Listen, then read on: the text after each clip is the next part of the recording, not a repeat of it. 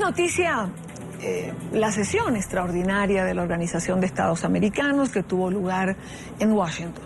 Sesión que convocara a Luis Almagro, el secretario general del organismo, para debatir la activación, recordemos, de la Carta Democrática Interamericana en relación a Venezuela. Lo primero fue discutir el orden del día, ya que algunos países encabezados por Venezuela pidieron que se cancelara el orden del día. Venezuela se opone a la aprobación del orden del día. La organización está viviendo hoy un día muy peligroso para su expediente, muy peligroso.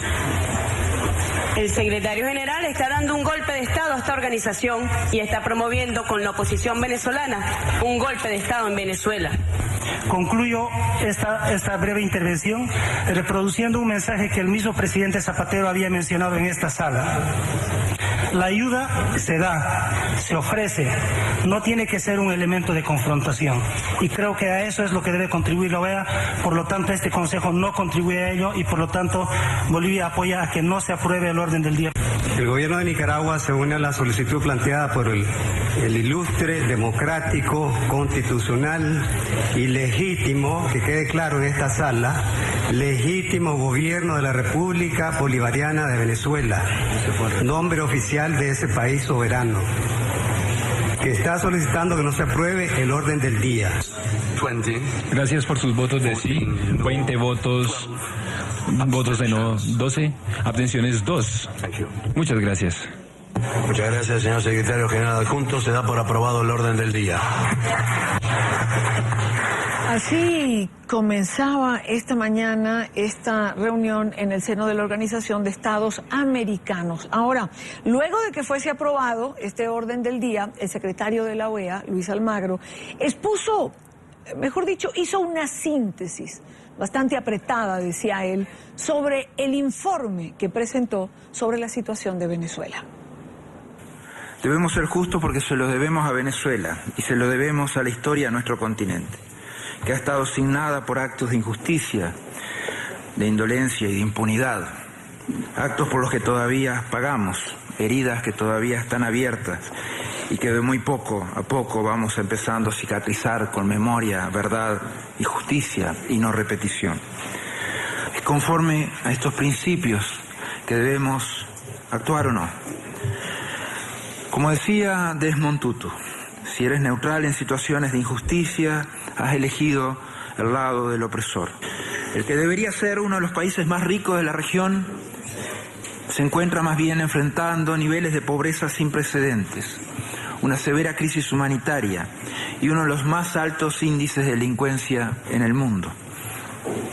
El enfrentamiento entre las ramas de gobierno ha ocasionado el fracaso del sistema político y una ruptura del mismo, lo que a su vez ha agravado las condiciones económicas, sociales y humanitarias del país.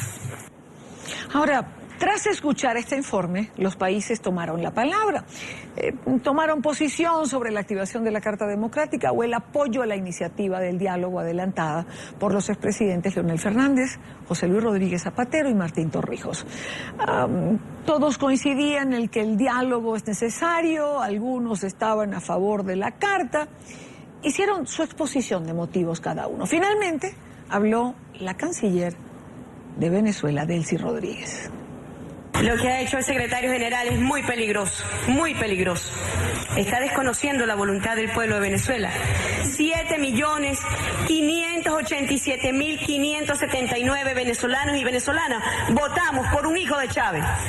El odio manifiesto y el desconocimiento que hace el secretario general sobre el gobierno de Venezuela demuestra, entre otras cosas, uno, que desconoce expresamente, no implícitamente, expresamente que hay un gobierno legítimo y constitucional en Venezuela. Y aquí estamos viviendo ya el momento, los tiempos de vergüenza, donde se rompen todas las reglas del juego y nos coloca en una situación fangosa, en una situación donde Venezuela está en absoluta indefensión. Estamos viviendo tiempos donde se rompen todas las reglas del juego. Lo que me queda la duda si hablaba se hablaba de Venezuela. Es decir, no de la OEA, ¿no? Porque en Venezuela es que se están rompiendo todas las reglas del juego. Y Dania, yo creo que ella en un acto que le gusta jugar pues con ciertos términos expreso, implícito y demás, y creo que no los utiliza muy bien, creo que se estaba refiriendo realmente a lo que ha sido la historia del socialismo del siglo XXI en Venezuela. Si bien utilizó los mecanismos propios de la democracia para acceder al poder, tan pronto llegó a él, empezó un proceso profundo de desmonte de las instituciones liberales representativas para poder garantizar un régimen autoritario y que una dictadura, llámelo usted Hugo Chávez o llámela Maduro, se entronizara en el poder. El terreno fangoso se lo inventó precisamente los chavistas y ahora viene a decir que es una situación alarmante y que genera problemas de estabilidad política. Todo lo contrario, Dania, si uno lee con detenimiento la Carta Democrática Interamericana, hay un presupuesto inicial de intervención política y es cuando un país que fue democracia tiene problemas constitucionales, que es lo que pasa en Venezuela. El plantear esto, y vamos a ir a otro tema, pero es algo que repetía la canciller Rodríguez, lo repitió también en una rueda de prensa posterior a lo que fue la reunión de la OEA el día de hoy. Repetía esa palabra justamente, ¿no? Intervención. Decía que se había dado un golpe de Estado, decía que el secretario general Almagro había abierto una puerta peligrosa. Es decir, que mañana cualquiera llegara a querer examinar la situación interna de cualquiera de los países miembros. Yo me imagino, Jairo, que no es cualquier situación.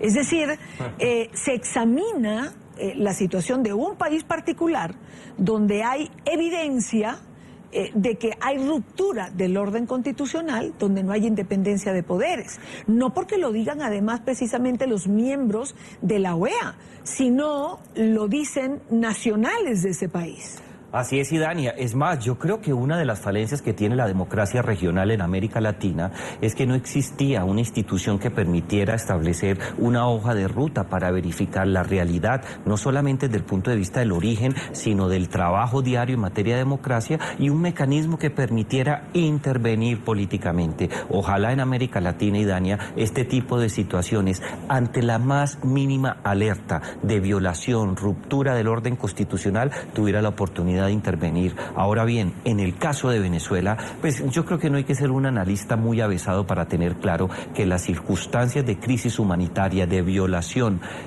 continua de los derechos humanos, de las órdenes que salen de Palacio de Miraflores para vulnerar no solamente a quien piense diferente a ellos, es decir, a los demócratas, sino para deteriorar la vida de un número importante de venezolanos, son situaciones que demandan intervención. Y dos, Dania, si uno mira indicador por indicador, que es un ejercicio muy sencillo, solamente escoger el segundo párrafo del artículo 2 de la Carta Democrática, pues eso es un ejercicio de pasa o no pasa. ¿Se respeta la división de poderes? No se respeta. ¿Se respeta el Estado de Derecho? No se respeta. ¿Hay violación de los derechos humanos? Hay violación de los derechos humanos. ¿Se lucha contra la pobreza? No se lucha.